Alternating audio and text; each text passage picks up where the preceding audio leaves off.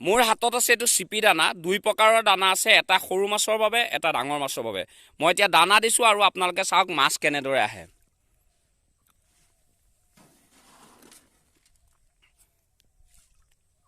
চাই থাকক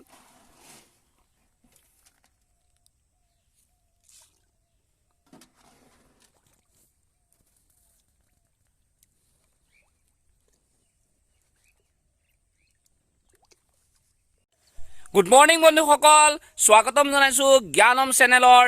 অন্য এক নতুন ভিডিঅ'লৈ আজি আপোনালোকক দেখুৱাবলৈ মই ক'ত আছো আপোনালোকে নিশ্চয় দেখিছে এয়া আমাৰ পামঘৰৰ ফিচাৰী মই ফিচাৰী পাৰত আছো আৰু আমি ফিচাৰীত মাছ কেনেদৰে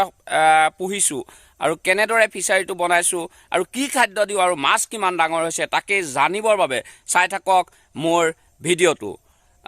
এতিয়া যাও আমি ফিচাৰীৰ মাছ দেখুৱাবলৈ আমাৰ ধাননিৰ মাজত পথাৰৰ মাজতে আমাৰ সাধাৰণতে ফিচাৰীবোৰ পথাৰৰ মাজত হ'লে এইটো কাৰণে ভাল ৰ'দ ঘাই জেগা আৰু ৰ'দ পৰিলে মাছবোৰ ঠাণ্ডা দিনতো ভাল হয় আৰু চলা ফিৰা কৰিবলৈ খুব সুবিধা হয় আৰু মাছৰ কাৰণে এটা জেগাত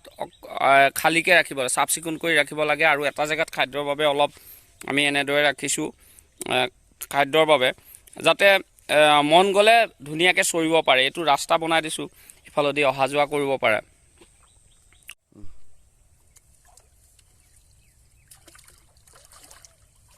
বন্ধুসকল ৰাস্তাটোত জাল পাতিছোঁ আজি মাছ কেইটামান ধৰিম ৰাস্তাটোতে আমাৰ লাগে এইখিনিতে পাতি থ'লেই মাছ আহিব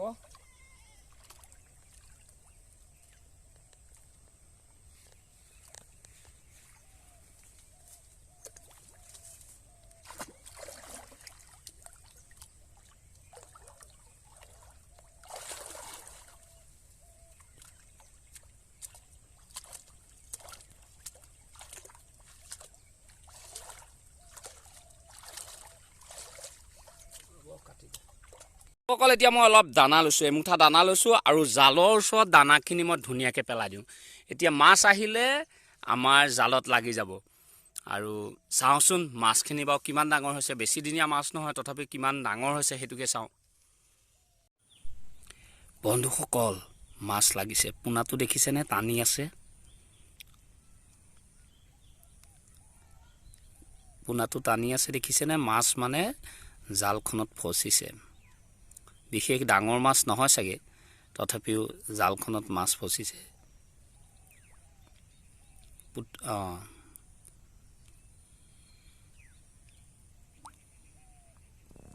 আপোনালোকক দেখুৱাই দিছোঁ জালখন লৰাই আছে দেখিছেনে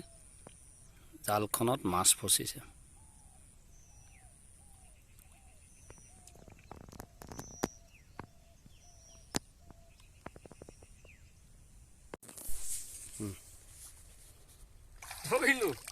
বহুত টানকৈ আছিল যিহেতু জালখনৰ ফুটাকেইটা সৰু সি ফচোতেই মই ধৰিব লগা হ'ল কমল কাপ 1.5 মাহত কমল কাপ এনেকুৱা চাইজ হৈছে এইটো হ'ল কমল কাপ ধৰিলোঁ এতিয়া ফুটাটো সৰু জালখনক হেৰি কৰিব লাগিব জালত যেনে তেনে ফচিছে জুম কৰি দে হ'ব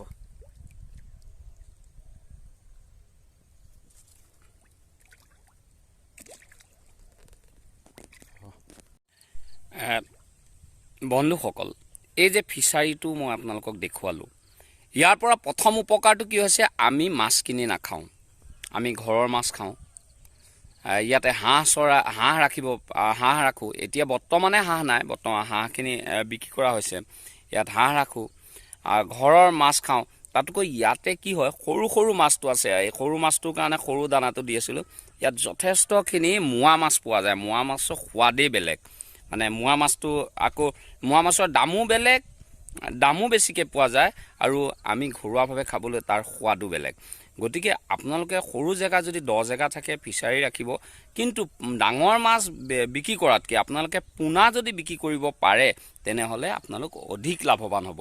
গতিকে আমি কিমান লাভৱান হৈছোঁ সেইটো মানে কৰি আছোঁ লাভ আমি যেহেতু আমাৰ মূলধন কম আমি ওপৰ টানি তত দিওঁ সেইটো কাৰণে আমি সঠিক মানে ৰিজাল্টটো নাপাওঁ যদিও ভগৱানৰ কৃপাত ধুনীয়াকৈ খাই বৈ জীয়াই থাকিব পৰা ক্ষমতাটো আমাৰ এই খেতি বাতি মাছ এইবিলাকৰ পৰা আমি পাইছোঁ। যিহেতু আমাৰ ঘৰখন কৃষকৰ ঘৰ, কৃষিজীৱী ঘৰ, গতিকে কৃষিৰ ওপৰত কৃষিখিনিকে আমি ব্যৱসায়িক ভিত্তিত লৈ যাবলৈ দিনে ৰাতিয়ে চেষ্টা চলাইছোঁ। তাৰ বাবে আপোনালোকৰ আশীৰ্বাদ কৰিব, যাতে আমিও আমাৰ লগতে ৰাইজক মাছৰ পৰা আদি কৰি জহা চাউলৰ পৰা আদি কৰি বৰা চাউলৰ পৰা আদি কৰি সকলোবোৰ যোগান দিবলৈ পৰাকৈ সক্ষম হ'ব পাৰোঁ। আৰু চব্জিটো জানেই, এইবাৰ ৰঙালাও 10 বিঘা আৰম্ভ কৰি দিছোঁ। ৰঙালাও কৰা আৰম্ভ কৰিছোঁ, জিকাৰ পৰা আদি কৰি চব্জিটো প্ৰস্তুত কৰি আছোঁ সম্পূৰ্ণ অৰ্গেনিকভাৱে। কিন্তু দুখ লাগে, অৰ্গেনিক চব্জি বুলি ক'লে বুজি নাপায়। বজাৰত সাৰ দিয়া চব্জি যিটো দাম দিয়ে, অৰ্গেনিক চব্জিও সেইটোৱে দাম দিয়ে। ভেলু নাথাকে কাৰণে মনটো খুব দুখ লাগে। মানুহে সতেজ বস্তু খাবলৈ কাৰণে অৰ্গেনিক বস্তুত যথেষ্টখিনি কষ্ট হয় আৰু খৰচো বেছি হয়। গতিকে আপোনালোকে অৰ্গেনিক বস্তু 2 টকা বেছি দি খাব, কিন্তু নিজকে সুস্থ কৰি ৰাখিব। চ' আজিলৈ বাই বাই। শেষৰবাৰ কৈছোঁ, যদি আপোনালোকে মোৰ চেনেলটো ভাল পাইছে তেনেহ'লে লাইক কৰিব, শ্বেয়াৰ কৰিব আৰু ছাবস্ক্ৰাইব কৰিবলৈ নাপাহৰিব। বৰ কষ্ট কৰি ভিডিঅ'বোৰ বনাওঁ আপোনালোকৰ বাবে। ধন্যবাদ।